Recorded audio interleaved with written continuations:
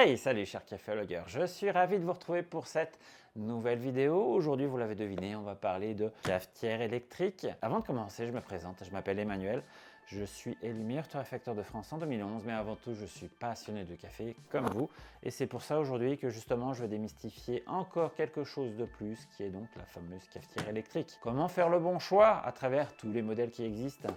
Évidemment, je ne vais pas vous recommander spécialement ce modèle-là, mais je vais plutôt vous donner justement mes astuces pour choisir la machine qui est adaptée pour vous. Il est évident que souvent, lorsqu'on parle de café de qualité, on pense toujours à la cafetière expresso. Et oui, quelle machine faut pour avoir un bon café? C'est toujours expresso, expresso, expresso, expresso. Pourtant, les meilleurs cafés que personnellement je bois sont souvent en filtre.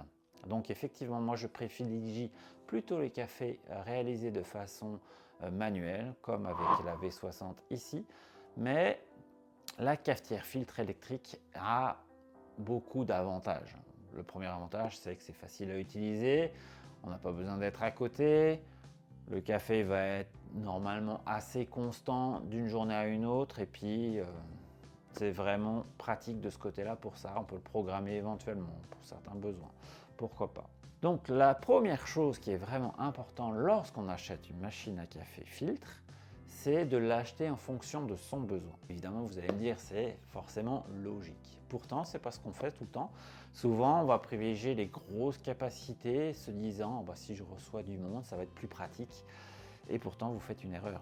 Et là, en l'occurrence, effectivement, sur les machines à café filtre, je pense qu'il est vraiment très judicieux d'adapter la volumétrie de sa machine par rapport à son besoin. Pourquoi? Parce que souvent, les machines, justement, sont adaptées pour réaliser le meilleur café avec la quantité qui est donnée. Concrètement, ça se résume à quoi? C'est que si vous achetez une cafetière qui est faite pour faire 10 à 12 tasses et que vous faites des cafés qui sont pour 4 à 6 tasses, il y a de fortes chances que votre café soit pas vraiment extrait de la bonne façon parce que la machine justement elle n'a pas été adaptée. Le débit d'eau sur le café ne va pas être parfait justement pour réaliser vos fameuses 4 à 6 tasses. Donc c'est pour ça effectivement que c'est important de regarder cela. Alors il existe des machines que vous avez déjà certainement entendu parler qui sont vraiment des références justement sur la cafetière filtre comme celle-ci. Mais effectivement ces machines-là sont assez chères. Et on peut retrouver d'autres machines qui sont beaucoup plus abordables, qui vont avoir une qualité évidemment inférieure, mais qui ne vont pas forcément avoir la contrainte justement de la capacité de café versus la qualité de café que vous allez obtenir selon votre besoin. Comme par exemple cette machine-là. Pourquoi cette machine-là? C'est parce qu'en fait on peut retrouver ici un sélecteur, en fait, on voit bien, qui permet de réaliser plusieurs tasses. Alors la première chose déjà qui est important de regarder sur les machines. Je ne sais pas comment ça fonctionne sur les machines en Europe, mais sur le continent nord-américain, on va retrouver des machines qui sont certifiées souvent SCAA, Specialty Coffee Association of America. On peut retrouver évidemment la même chose pour l'Europe, donc c'est la SAE pour Europe. Et ces machines qui sont certifiées avec ces associations-là permettent en général de répondre à tout un tas de critères qui va permettre justement de réaliser ce qu'on appelle des Golden Cup, qui nous permettent justement d'avoir la meilleure extraction en termes de temps d'infusion, de quantité d'eau injectée, etc., etc. Il y a plusieurs critères. Et évidemment, c'est quelque chose qui est forcément intéressant à regarder. Si on regarde un peu plus, par exemple, sur cette machine-là, on va retrouver un sélecteur qui permet de réaliser en fait plusieurs volumes de tasses. Alors ça peut paraître curieux des fois d'avoir ce système-là, mais c'est pourtant vraiment très utile. En quoi c'est intéressant? C'est qu'en fait, sur ces machines-là, avec un sélecteur de quantité d'eau, je ne sais pas si c'est valable sur toutes les machines, cela dit, mais en tout cas sur celle-ci, évidemment, la quantité d'eau qui va être servie dans votre récipient est adaptée à la sélection que vous avez faite, mais en fait la machine va également adapter la quantité d'eau qu'elle va injecter au fur et à mesure pour avoir un temps d'infusion qui est adapté par rapport à ça.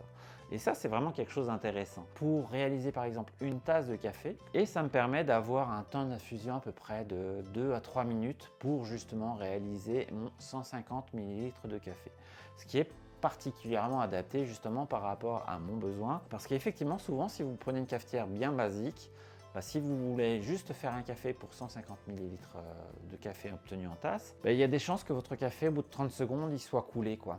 Et là évidemment vous allez avoir un café qui va être vraiment sous-infusé et vraiment pas adapté.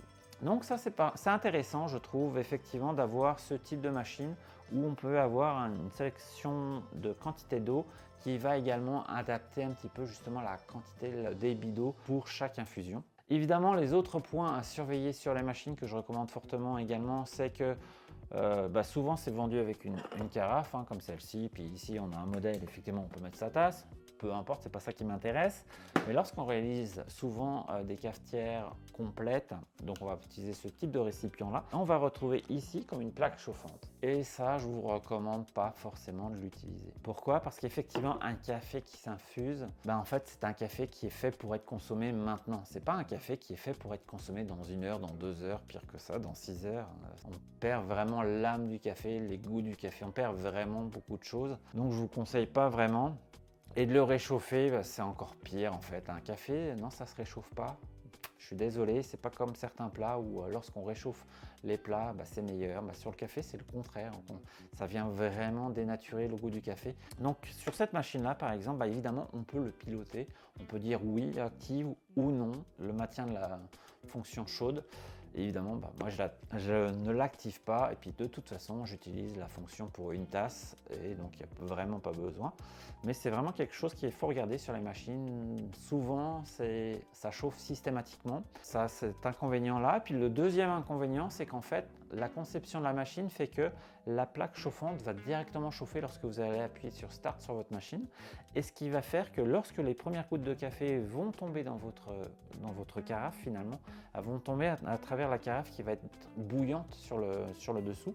Et en fait, on vient comme brûler justement cette extraction-là, les premières gouttes là, et ça va vraiment donner un mauvais goût au café. Et ça, c'est vraiment très flagrant. Amusez-vous justement à faire le test de peut-être surélever votre cafetière si vous pouvez, et puis vous goûtez la différence entre les premières gouttes qui tombent sur la plaque vraiment bouillante versus quand ça ne l'est pas. Il y a vraiment une différence assez flagrante. Évidemment, ça dépend de la concentration, de la quantité de votre café que vous allez faire. Plus il y a de café, plus ça va être dilué. Mais n'empêche qu'il y a vraiment un impact très important. La deuxième chose à regarder sur ces styles de machines-là, évidemment, ici on ne va pas vraiment le voir, donc c'est évidemment le compartiment pour déposer le filtre. Donc ici on retrouve un filtre permanent que je n'utilise pas pour différentes raisons qu'on peut retrouver dans cette vidéo là. Moi j'utilise plutôt des filtres en papier, donc je n'utilise pas ce support là. Mais ce qu'on va regarder principalement, c'est la douchette. C'est effectivement l'endroit où le café est infusé. Ce qui est important, c'est qu'on puisse retrouver un système où l'eau tombe sous forme de pluie sur le lit de café pour avoir la meilleure infusion possible. Souvent sur la cafetière bas de gamme, en fait, on va retrouver juste un petit conduit qui fait que votre café, si je reprends le filtre ici, le café va toujours tomber au même endroit, ce qui fait que, en fait, concrètement, comment ça va se traduire, c'est que sur votre infusion, vous allez avoir un café qui va être surextrait au milieu et sous-infusé sur les côtés, qui va évidemment avoir un impact très important sur votre café. Un système de douchette qui permet d'avoir vraiment une infusion sous forme de pluie à divers endroits de votre café est vraiment quelque chose de très important. Le deuxième aspect sur cette machine-là que personnellement j'aime bien, donc c'est un modèle avec donc de l'électronique, parce qu'il y a un sélecteur, c'est qu'il y a un système de pré-infusion. Alors le système de pré-infusion, souvent on le fait justement sur les techniques, on va dire manuelles, comme la V60 ici, où justement on va laisser 30 secondes pour que le café puisse s'humecter de toute l'humidité pour justement être prêt à avoir une infusion comme il faut. Sur certaines machines comme celle-ci, on va retrouver cette fonctionnalité-là qui est quand même plutôt intéressante parce qu'effectivement, ça permet d'optimiser cette infusion et de vraiment recueillir les meilleurs arômes sur votre café. Parce que si l'infusion se fait directement tout de suite, en fait, souvent l'eau va passer directement à travers le café sans vraiment être imprégné justement du café. Le café va être encore comme un peu renfermé sur lui-même, il ne va pas être ouvert à accueillir justement l'eau pour s'infuser. Et finalement, l'eau va pas se faire un chemin et passer à travers votre café, puis vous allez avoir sur les premières gouttes un café vraiment sous-infusé. Le dernier point à regarder, et ça malheureusement on ne l'a pas souvent, c'est quelle température est utilisée pour votre machine à café sur les cafetières filtres. Souvent, la majorité des machines vont avoir justement l'effet où vous allez entendre comme de l'eau qui boule. Vous l'avez déjà entendu, puis plein de fumée qui se dégage.